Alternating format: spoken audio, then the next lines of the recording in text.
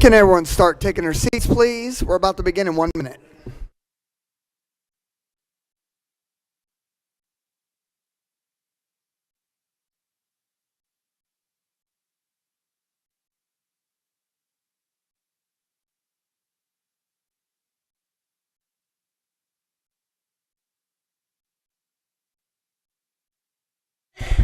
All right, welcome everyone. This is our third in a series of town meetings before our mailer goes out. We will be having a mailer that will be going to your mailbox about the charter. So this is preemptive, and then we'll have possibly a couple post-emptive information sessions, so if you have any questions and review. At any time during this meeting, if you want to ask a question, we want to make sure that you leave here informed and that you feel like we have taken the time today. This will be a town hall I'll go through, but at any point you want to raise your hand, ask a question, I will feel free to stop and educate. So today we're going to go ahead and call over this meeting at 6 o'clock in regard to the town hall meeting. And we're going to do our invocation. And Mr. Powers, will you please begin with the invocation?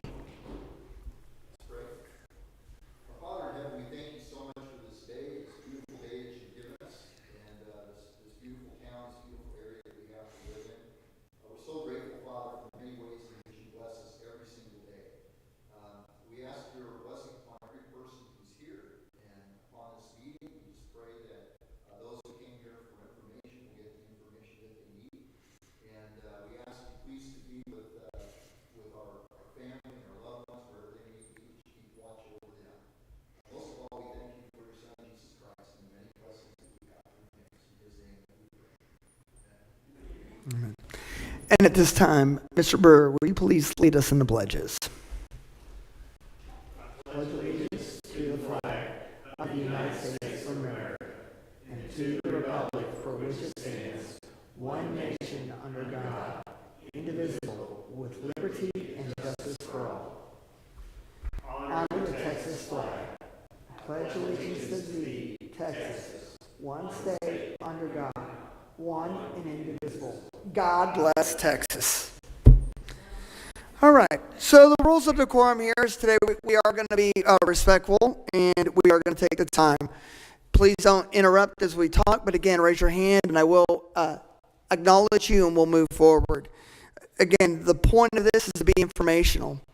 Before we begin, I do want to recognize, if you would please raise your hand if you served on the committee. We do have members here today, so would you please raise your hand? Thank you, all of you. So this has been an investment in the community and their time. We did this over the course of a total of since August, but they have given up freely and they weren't required to be here today, but you're seeing the dedication of those members still today. So today we're going to go over the first step. What is a home rule charter? And what it is, a home rule charter is the fundamental law of the city. It's our city's constitution. And ladies and gentlemen, if you're here, it is your constitution. It is something that you will get to decide by ballot measure. Either yes or no. Its relationship to the city is similar to the Constitution and laws of the state. It is only available to cities with a population greater than 5,000. So why do we create a charter? Why now? Well, a general law city is limited in scope and is only allowed by state law when a home rule charter reaches that 5,000 and it addresses local matters that the state legislature has not addressed. It gives more strength to the area and gives a little bit more leniency versus a basic general law, which means stricter codes, stricter ordinances, things, election, ethics, and just basic priorities. And you get to decide that. It gives the people more power because it is by the charter which you decide what we want to put in or take out. And every 3 years, per the charter, will be an opportunity to review this charter, and no longer than 5. So it is a document that you see as a constitution that you can make a difference on. A general law cannot have a charter. A home rule charter acts in a way that is authorized by its charter and not prohibited by state law or federal law. The scope of city government is controlled by the charter and determined by you. What are the advantages? Well, the advantages of the home rule are that citizens get to determine the form, power, and authority, like an example, which would be a city manager or a strong city government, which means the mayor would run the city. It determines what they want it to look like. It brings the ability to bring initiatives, petitions, recalls to specific issues, the city council, referendums, to reverse the council. It gives you that power, action, and ability to hold those elected officials accountable that are going the wrong way, and exclusive remedies to local voters of a home rule charter. Home rule cities have flexibility and address complex development issues, stricter controls on their boards and commissions, broad regulatory authority rather than just having to wait on what the state has to do. Citizens, you retain, and I don't like saying citizens as demeaning. It's your city, it's you that retain the control of the approved charter through the amendment process. This ensures their government is still, your government is still relevant to what you want. So, what is the process for creating a charter? Well, as you see up here listed, 15 individuals took part, and then we were led by a liaison, which was Jerry Brewer from the council. And the time that we spent, we went through parts every 2 weeks until December. And what we did was we take 3 parts, 3 sections of the charter at a bite, and then we would review. We'd also give homework assignments to review the next week. Typically, charters take a year and a half. We finished our process in 2 months. And what we did is we built a spine, and we built basic, and then we reviewed. We reviewed multiple charters to get there. So, July 9th, 2024, City Council passed a resolution recognizing the population of the city to be an estimated 6,588. August 13th, just a month later, City Council passed a resolution establishing a Home Rule Commission. So then, the commission was charged to drafting and proposing a city charter to be submitted to the voters with a proposed election date of May 3rd, 2025. The commission meeting began August 15th, 2 days later after the selection. And meetings were finally held till January 23rd when we actually had our joint meeting with the city council for a total of 10 meetings. The commission presented the final charter to the city council on January 28th, 2025. And the city council put it on the ballot for voter consideration for May 3rd. Meetings were public. They are recorded and conform to the Texas Open Meetings Act. The public could comment at any of these meetings. A submission page was put on the city website, and we allowed people to submit their questions by email, in person, or any other way that they seen fit. You could even call the commissioner to talk about it directly. And also, we had our liaison also from the side of the council. So you had multiple ways to communicate your concerns through this process. We used several resources to create a charter: Blodgett's Home Rule Charter Book, the city charters from Heath, Fate, Rockwall, Sunnyvale, Roy City, Wolfworth, Crum, Amarillo, Trophy Club, and finally Liberty Hill. And I bring Liberty Hill as a big point, is it took a year and a half for Liberty Hill, and their document, unintentionally, we reviewed it after we passed everything, was almost identical to what we were looking at by pure coincidence, which said to me that we were on the right track. Also, we took citizens' input, and also 2 of the 3 meetings, we allowed our city attorney to put input and review, and he did an individual review after the fact. So we took the time to review each process. We took citizen suggestions, individual commissioners did their own research, and we allowed each individual commissioner their own input, and we made sure that no one at every meeting was ever left out. So everyone had input. The charter has 15 sections and is 43 pages long. The primary source is Heath, Royce City, Sunnyvale, Liberty Hill, and Woolworth. But again, I want to acknowledge Liberty Hill was a post-review, not a pre-review. So what are the highlights of the charter? Well, the first part would be our form of government. The commission decided that a council manager form of government was the best for our small city. City manager administers the city's day-to-day affairs, and the mayor and council will have no regular administrative duties and do not direct staff below the city manager. General powers of the duty of the city council include appoint and remove the city manager, city secretary, city attorney, and municipal judge. They can establish and dissolve administrative departments, and they adopt a budget. Individually, they initiate and place items on consideration. Fix and regulate charges of all utilities, public services defined in the charter.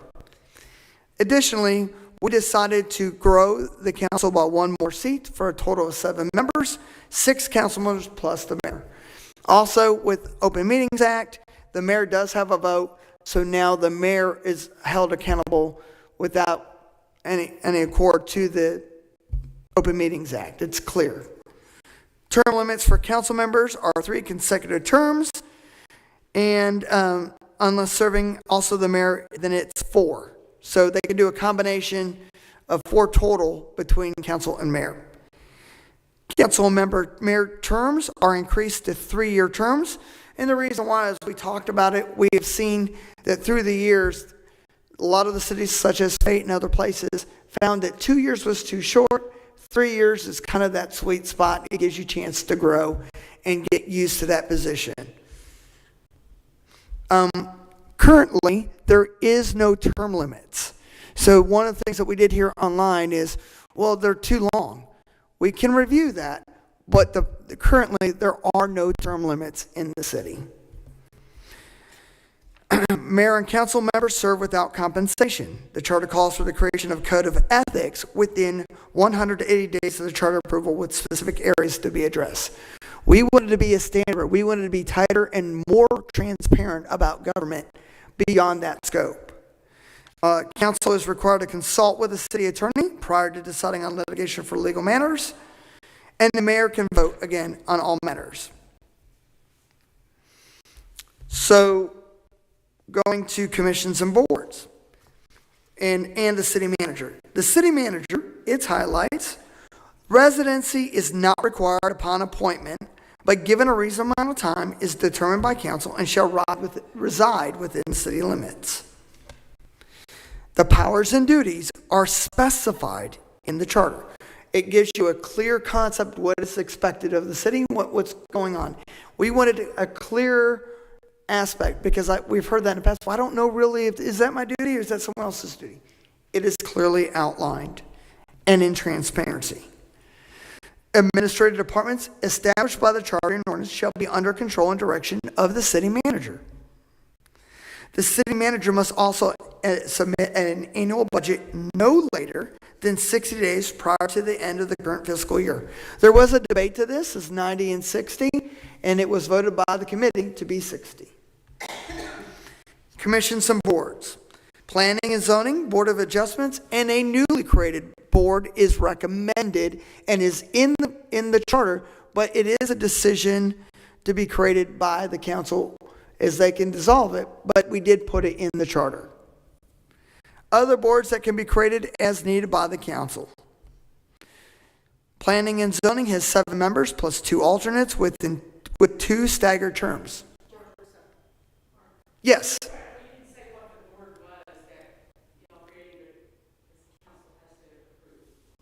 The park board. Yeah, I did, but I probably said it too fast. I did say it, but all right.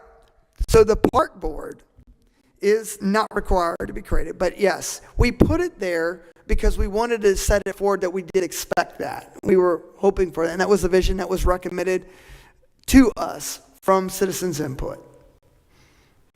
Planning and Zoning has 7 members plus 2 alternates with 2 staggered terms. A 2/3 vote by City Council to overrule P&Z is required. Comprehensive Plan is to be reviewed every 5 years, and the Board of Adjustments has 5 regular members plus 3 alternates with 2 staggered terms. Boards and commission term limits are 3 consecutive terms. This is new. What was happening in the past and what we saw was that commissions and boards were lasting longer than a council. This is to reflect that the people that you elect to serve on the council are now being able to choose the reflection of the city to the city council. To me, this is an improvement. Other highlights include the referendum, initiative, and recall, and the procedures are detailed for initiatives, referendums, and recall petitions. 30% of the voters of the last regular election, or 300 voters, whichever is larger, can petition to propose an ordinance to have voters approve or reject an ordinance, or to have voters approve or disapprove a recall of an elected official. The current number of voters in McLendon-Chisholm is 3,868, except for the one person that passed away yesterday. No. So petitions to recall cannot be filed within 60 days. So when a person takes office, or 3 months after an election for the recall, or within 6 months of the end of their term. So the general and transitional provisions. One thing that was a real strong push into this charter that was clear is conflicts of interest by city officials is clearly addressed. We wanted to make that a clear priority. Nepotism, rules, and procedures. Charter amendments may be submitted by the city council to the qualified voters of the city for their approval no more often than once every 3 years. City Council Place 6 will be appointed upon approval of this charter. 3-year terms will commence in regular elections for places 2, 4, and the mayor in 2026. 3-year terms will commence in regular elections for places 1 and 3 in 27. And then 3-year terms will commence in regular elections for places 5 and 6 in 2028. Places 5 and 6 will have elections for shorter terms prior to 2028. In review, what you will see is an increase of representation on the council. Defined roles for the mayor and council and city administration. We wanted to make sure that what we put in this charter is what the rules of the mayor were clearly outlined and defined, and the council. We wanted to make sure that term limits for council, boards, and commissions. You will have the power to initiate a petition for the passage of an ordinance to change or remove an ordinance by referendum and to recall an elected official. A 2/3 vote is required for council to overturn a planning and zoning decision. City council is required to get legal advice from the city attorney prior to voting on a legal matter. The flexibility to address local issues in the community is now given so that it's not specifically if it's not addressed by the general law city. And an ability for cities to amend the charter to address changing needs of our community. This is the proposed Constitution derived from the work of fellow citizens who recognize the importance of having a transparent governmental structure that is accountable, accessible, and serves its community.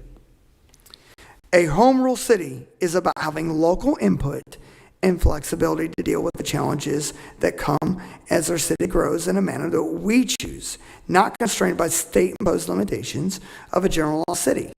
And it's important moment for our community that you will have the say. You will decide whether or not we go forward with a charter or not. One other issue that comes in is about state control. The state can change the laws and provisions of what a home rule charter can and cannot do. What we're doing is the flexibility. anytime there's a provision that conflicts with the home rule charter, state law prevails. So what we're doing, whether if this legislative session, and people are concerned about it, what they do impacts us, but we're still at this point providing. If they create a new law, state law would trump whatever our charter says. So do not get panicked that we're going to be in conflict. We made it clear that state law does proceed, and that is highlighted in our charter. I do believe that this allows the process of our republic and allows for the democracy of our community, and allows you not a limited form of government, but more controls to allow for referendums, and allows to go what goes on in your city that gives you more power and control, you the citizen. At this time, is there any questions? Yes, sir.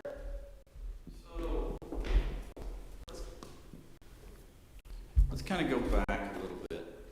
When you're talking about when we can change the charter again. Yes. So is it written in there that every 5 years the city will create a commission that does a full review of the charter? Well, what it does, it gives the council, they have to review it. No, that's not what I'm asking. It should require the council to create a commission to review the charter, separate people, not the council. Is that what it's written? The written is they will review it, yes, every 5 years with the charter. Who's that? The council. Okay. Kind of issue. If a charter change is to happen, it can only happen, you can only have a charter amendment change every 3 years. So if I go out and gather the signatures, and I do it, whatever the change is, and it passes, another citizen the very next year can't do something different. Give me an example, please. I want to change the firearms law to say you can't shoot shotguns anymore, or fireworks, something like that. I mean, we can do that now. So let's say I want to change it, it's approved, but then the citizens go back and go get the signatures the very next year, whether it be germane to that or something different, can that be voted on? So a referendum is what you can put on the ballot. The charter does not allow the ordinances and the rules. Those are two separate issues. Okay, so the charter changes. Okay, we'll go back up to the higher level. Okay. The charter changes. If I want to delete somebody off the council, I don't want 6 people here anymore. That's a charter change, right? So you're saying you want to reduce the number of members. Yes, that would require that. And let's say the citizens say, good idea, let's bring it down to 5 and mayor instead of 6 and the mayor. And then the very next year, could someone go, no, I want to reinstate that back to 6 and 1? Not the very next year. Again, it would be 3 years, essentially. They would have basically a cooling off period for 3 years. Okay, for... And look, let me explain that. And I want to take the time because it's very important. I want you all to feel like, and that's what we've done through this process. We have allowed everyone to have the say. The reason why we felt, and I don't want to speak for everyone, but 3 years in the 3-year cycle, it allows a council an opportunity. That a council, you have 3 years on the council, so you get an opportunity to work within that 3 years. But let's say it's just something different. I want to change the council, it gets approved. Some other citizen says, I want to change something else in the charter the very next year. You're saying you can't do that? No, can't do that. Once every 3 years. Once every 3 years, and then the city council reviews every 5 years with no commission created. They will review and see if they want to move forward with it to create a commission to do that. Yes, they will review the charter and then. Review the charter. What they're saying. Yes. Saying is that they'll, in 5 years, do we need to look at changing the charter? They create a commission. Correct. The commission does the work. It's not. Correct. I get it, but in most cities, especially larger cities, it's required that they create a commission to review the charter, because if the council never wants to review it, guess what? They never review it. So it's an issue. I mean, and I know I spoke here a long time ago for the public thing about several of the things. Those are the things that I don't think people are fully aware of, that there are some restrictions. We are restricting ourselves in this kind of thing, and you're not always saying that all the people are always going to have a say. If the council doesn't want to do it, especially on charter changes, it's going to happen.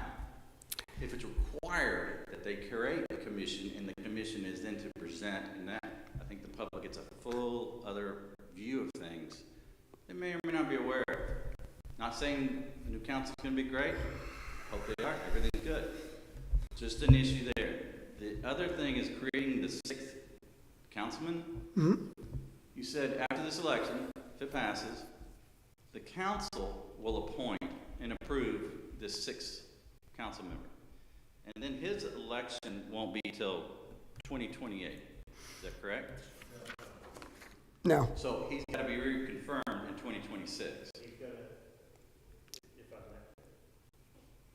if I may. So he'll be appointed for 1 year, and then he'll be up for election for a 2-year term going into 2028. And then it goes Then into after that, that number 6 is always a 3-year term. Yes. Correct. And we're Correct. just basically we're playing catch up. Yes, sir. Yeah, to make it all align. And I know that was difficult, and I listened to y'all. That was very complex, and I get that. To get that aligned, that wasn't an easy task at all. No.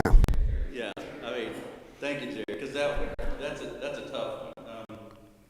The last thing, when you talk about the term limits, and we talked about kind of quick, I don't recall, when we say we term limit the council and stuff, if there's a break in service, 1 year. it starts all over, the clock, right? Right. After 1 year. They at least have to have a 1 year break. Okay, because I know some cities, they max out, and once they serve whatever it is, they're 2 4-year term. They can never ever run for council again in that city, as long as they live there. This, as long as there's a breaking gap, their clock starts all over again, where they could sit here for 9 years and then, sit again for 1 year break and 9 years again, correct? Yes. But it also requires a resign to run. No. Let's say you just term out, and you have to sit out 1 year. And Right. You can run again for another 9 years, Yes. correct? Yes, but the other thing I wanted to bring out is that, too, if you're running for mayor or another position in the city, or any other position, you have to resign to run. So what we're trying to eliminate there as well was the competing on the dais to reduce that fight. So we were trying to create a little bit more civility on that dais Okay. with intent. And then, I know you've heard me voice this, and I've been really stringent on this one. I know what other cities do, small towns, all this kind of stuff, and I spoke my piece that time. It's like, I want to be better than others. And I think we're missing a huge point, because I think it's going to come up real soon on a charter change, that all these city councilmen are at large. I think we're missing a huge thing here, rather than being geographically district out, because here's what I fear. I fear where I live, in a very rural area. There's not a lot of people in mine. We live on acreage and stuff like that. By geographic population, the council member that I have, I can report to him. I can go to him. I've got to go to 6 people now, and the mayor, 7 people, to try to push my agenda, when then all of a sudden we can have 4 coming out of Sonoma Verde or Kingsbridge. I'm not picking on those if y'all live there. What I'm saying is, it is much easier to go and advocate and get elected in a small, condensed area versus my area. I have yet to have a city councilman come walk in my area. You have actually been there. You've been to my house when you're running, which is great. I was going to say, I know someone has been to your door at least 2 or 3 times. Yeah, you have. But what I'm saying is, and I think there were several people that agreed with me before, and I know this is a yes or no vote. I get that.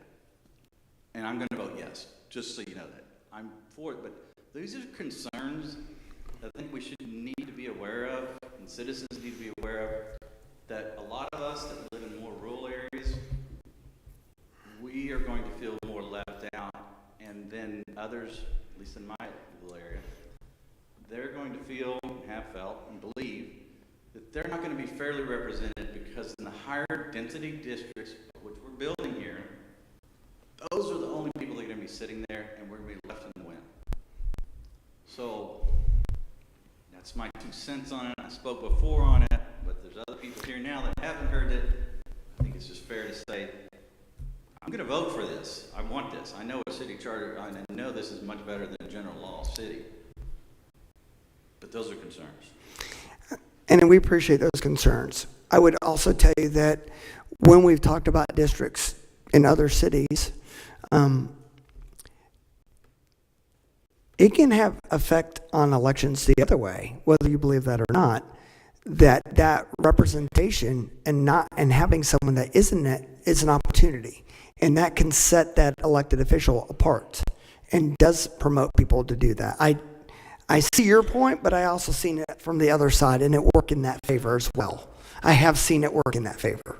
So, you know, when you come from different areas, and we even talk through the county, there are people who used to think, well, that's the Heath seat in the county, or that's the Royce City seat in the county. And I think the whole county has been growing to that point. But I think that's the same issue I see with McLendon-Chisholm and the future developments that we have on the books that have not been developed just yet, and that could have an impact as well. So we were trying to plan, I believe, that this commission was trying to see where it filters out in the future. And in 3 years, as it develops, again, if this becomes a problem, I think that's something you can review in the future. I just think that this commission didn't think we were at that point at this time. Any other questions? I want to make sure that we take your time and that we answer every question. Yes, sir. Okay.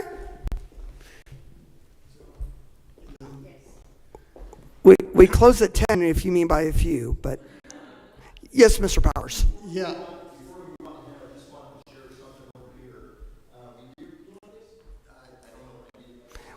We are recording, right, Jerry? We are recording, so please. Just for the last comment, we all have those kind of concerns. We want to make sure that we're being represented properly. That's one of the good things about this charter, is that it allows for recall. It allows for the public to do referendums on existing ordinances. It allows for the citizens to do an initiative, and it allows for citizens to recall any elected officials that are not responsive to them, that are not properly represented, which would include if there's an overwhelming groundswell of the public that wants the charter to be amended, and the city council wasn't doing that, we'd have that mechanism. So just wanted to throw those things out there. All right.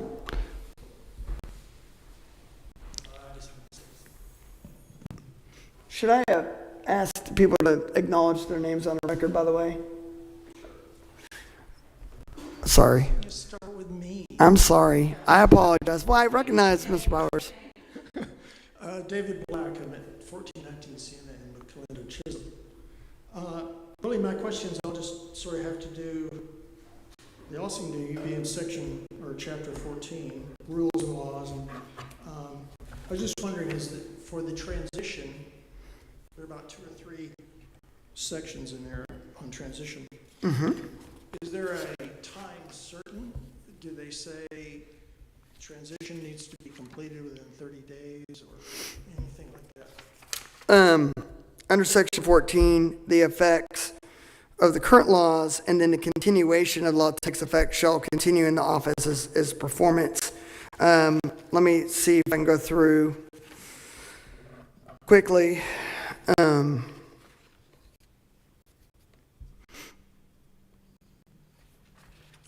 The effective date shall take effect immediately following the adoption. So, No. and then the continuation of the elective is outlined, which I did go over, which is the terms of the office. And then all city ordinances, bonds, resolutions, rules, and regulations enforced on the effective date of this charter shall remain in force until altered, amended, or repealed by the city council. So your ordinances don't go away. No, that's fine. But it talks about if duties have changed, for instance, between the individuals, they continue doing their current duties until the transition gets done. They transition to the new duties or get a new person or whatever. it's effective the day it's approved, that's pretty much instantaneous. There's no transition time. So I don't know if I want to get off on tangent, but like city manager, okay? Currently, we have an interim city manager.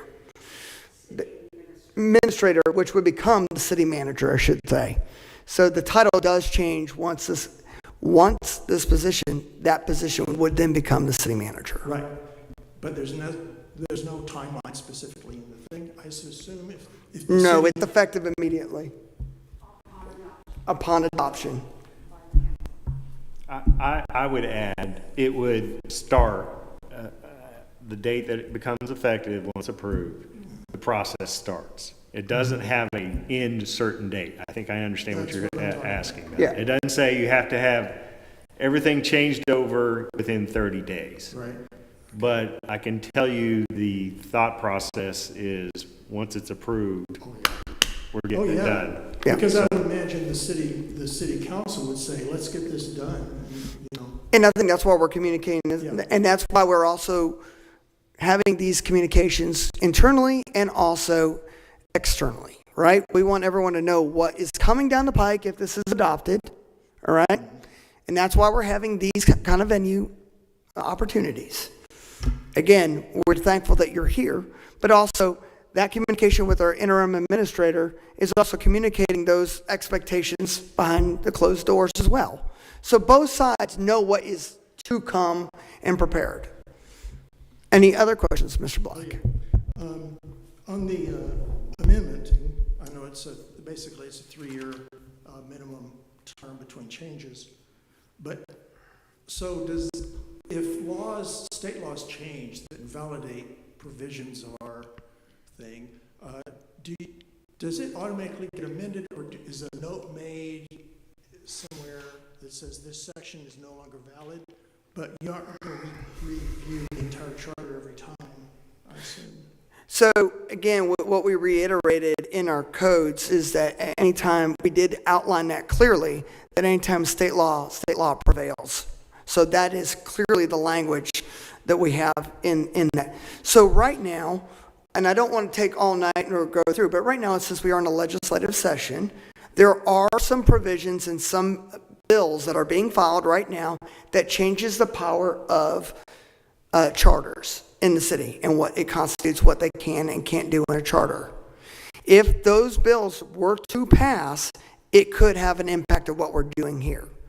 But what we can't do is we can't overthink it, or we'd never get a charter passed. We have to, it's until both the House and the Senate agree, and then it gets accepted by the governor, it's all speculation, and they'll have, every 2 years, they have that opportunity. I agree. Okay, is it even meaningful to bring this up then? There could be an aggrieved party, such as a developer or some other business, that doesn't like a provision of our charter, and maybe they say, we're going to say that's unconstitutional, whether it's true or not. So how do we protect ourselves from that kind of abuse? Well, I think the answer to that, to be fair, is that there's always opportunities to take and say something is unconstitutional through your attorney general, whether it's a federal court or even a state court, right? There's still provisions. Yeah. That's the process of our country. But what we're talking about is the basis of our Constitution and base. You as a citizen can always bring up an argument on issues, right? We have freedom of speech in this country, and in our, and so. But a general law type city, they aren't going to contest the state of Texas. I mean, it's been years they've had their laws, so they're pretty well vetted, I'd say. But for a home rule, they may not be so vetted. That's all I'm concerned about. Well, again, the process are outlined in the state, and those are, but I don't want you to ever think anything that you're saying is always meaningful. I want you to feel that this opportunity is always meaningful. That's I'm just going to important. the next one. All right, bring me the next one.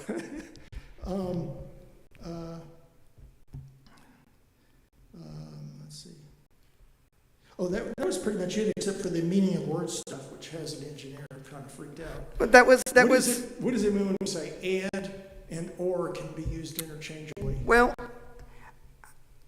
Mr. Black, with respect, I don't know how, you have kids? Yeah. Okay. Kids say things that I don't even understand. Like, I don't understand what sus is. The meaning of the words and what things mean today might not mean what we think they mean 10 years from now. And it's our job to kind of clearly define it, but what we're trying to do is just like the Tocqueville, the meaning of what is, right? And I hope that we can do our best. This is not, and I want to be clear, this is not a perfect document. It is intended, it's not going to be everyone's cup of tea perfectly. It is not meant to be. This is a compromise of 15 citizens and a liaison through our process to bring you a document that would benefit the whole of the community. I thought that was like boilerplate. I thought that was sort of like legal boilerplate or something. No, we took time of The each. meaning of words. Everything that we brought in was what we looked at the language, and I asked everyone to review the language thoughtfully. So although there was a spine and a basic concept, I asked everyone to challenge this document and put the words that they thought meant something. It was reviewed by attorneys. Yeah. Thank you, ma'am. Yeah. Not that every attorney can get it right either. Wink, wink. There are some, though, in this room. They're pretty good. Okay, well, that's great. Thank you. Yeah. Any other questions? I want to make sure that you have been heard tonight. This has not been a rush. All right. It was simple, though. Hey, any other questions? I want you to walk away today. Yes, Ms. Wright. Hi, Jody Wright, 1513 Barolo, McLendon-Chisholm. It's not a question, it's more of an appeal for all of those that are listening to recognize the power that you have to really put your stamp on how we want our city to reflect what we're looking for. And it's a great opportunity. And so please get out, please vote. We really appreciate everybody's input, the individuals that have reached out to all of us individually, a lot to our council members. A huge thank you to Council Member Brewer and to Mark Russo for helping to lead this. I just want our citizens to understand the love, care, and TLC that went into creating this. So, procedurally, what the next step will be, is there any other questions? Because I want to go to my next step, and then I'm going to let you, there's some other things that you can do if you so wish. This commission cannot tell you how and will not tell you how to vote. That is not our job. We hope that everyone, if you're listening or reviewing this video and this recording, that you make a decision that best represents what you think is best for this city. But we cannot tell you a yes or no vote. What we want you to do is go vote. And however you choose that, you control the future of McLendon-Chisholm. That's what we are saying here, and we're here today to provide just information that you know what took place and the thinking of our commissioners. With that, a mailer will be going out, and that date is approximately next week. So please be looking in your mailbox if you want to review at that time and you see that. Now it is available online. So if you're listening at home, you can just click that little button and read it right there if you want. Or you can wait for the big personal copy in your mailbox. So with that, Mr. Brewer, what other things can they do today? Well, I was also going to say, if you really want to get in depth, there is a PowerPoint that was presented to the council that goes over each section of the charter with the high points of each section of the charter. It's quite lengthy, but it is on our website if you want to go through that. And you may have noticed there's a nice sign in front of the podium there. And we're trying to instill some community spirit. And if you would like a sign, the city's asking for just a donation of $5. And you can post it put it in your front yard and say, I heart McLendon-Chisholm. We heart. Well, I heart too. Yeah. But we heart McLendon-Chisholm. I want to add one thing. that Mr. Black was talking about, what if a developer wants to challenge the constitutionality of certain aspects of the charter? Certainly, they can go to court. Anybody can go to court and try to challenge stuff, right? But more than likely, it would probably be something that the next time we're looking at amendments to the charter, that's probably when you're going to start seeing them come out. I'll give you a quick example. I gave it a while back, but Uber and Lyft, when they first came to Texas, they were trying to say that they're this unique thing and that they're not a taxi service. And we don't fit that. In general law cities, you can't do anything about it. Home rule cities, we're not a taxi service. Well, home rule cities, well, there isn't anything in state law saying we can't. We are going to regulate you. And we're going to require you to do a criminal background check, and we're going to do the fingerprinting. Uber and Lyft, and they did this in Austin. Uber and Lyft fought that, and they tried to change it. Well, they couldn't. The city of Austin passed the ordinance. So what happened was Uber and Lyft then pushed for an amendment change to the charter to change, amendment change, I said, pushed a referendum to change the ordinance. And they spent like $10 million to change that. It didn't pass because people are like, yeah, we want it fingerprinted. So then what do? A year later, they're down in Austin and they're spending a lot more money, and all of a sudden it got passed in state law that their background process is acceptable. But they had to go through the process, and they used the charter's referendum capabilities to at least try to make a change. And that's what I would see probably happen with a developer here. And another example like that could be right now that we're seeing in the area right now is Airbnb and short-term rentals. So that would be another example that could be used in today's standard.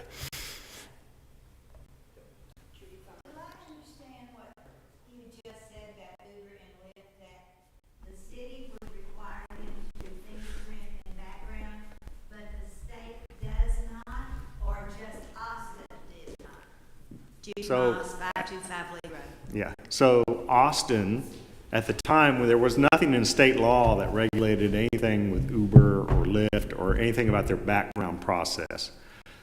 So Austin took it upon themselves to create that ordinance, right? And so it was just Austin. But actually, I can tell you from the city of Lubbock, we did the same thing.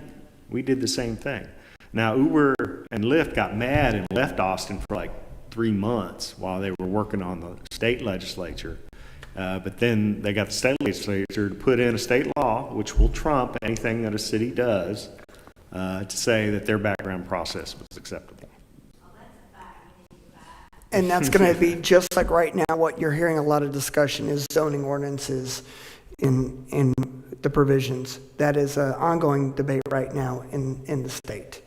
And also controls of municipal utility districts and things like that. Those are issues that are Austin-based, and what we can't control is whatever Austin does is what Austin does. But this is important, I think, anytime that you have election, that you choose the representation that you want, and I think what we're allowing is the access and giving you a clear definition of how to choose and the process to choose your leadership in our city and how it looks with the city manager and this form. And I think that with our growth, we think this better puts us in a better position currently than it has in the past. And I think we're holding more transparency, more ethics, and higher standards. That we're not just good, we want to be great. And I think that's our goal here, is better accountability.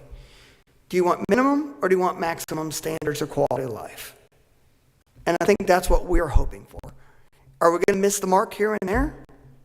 Sure. I mean, how many here wish they would have invested in Apple stock? Right? So, yes, ma'am. Our own post office on the horizon. Deborah Jackson, McLendon-Chisholm, I live in 75032, as do many, but what it says on the website for deliveries and the post office says I live in Heath, I live in McLendon-Chisholm, and 75032 kind of gets moved around a lot because we don't have our own post office. Is that we could say we want, or is that way out there? I'm going to take that's above my pay grade. But yeah, that has I mean, I know that I guess theoretically we got housing and urban development, Scott Turner, and then we've got the CIA director in the area, but I don't think that has anything to do with what we're talking about today. But yeah. Service area is key. Uber service area is not McLendon-Chisholm. So that's just how it goes. Yeah, and that portion there is Rockwall. So, Sonoma Verde is Rockwall. And then sometimes I get Heath for whatever reason. It just depends. Sometimes fate, if you're not careful. Well, you're clearly not being careful, right? No. And also Roy City, for that matter. There are some people that I think you're close. I think the area just near Tate Farms in that area, if you're in that area, they get the 75189 zip code. So, and there are portions of it. And also, we have a very small portion of the zip code that is Forney zip code.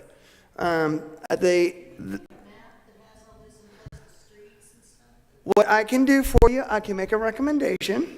Our interim city administrator, I can't tell you what to do, but would you be willing to consider possibly putting a map that shows their zip codes? Is that possible to have a map of that?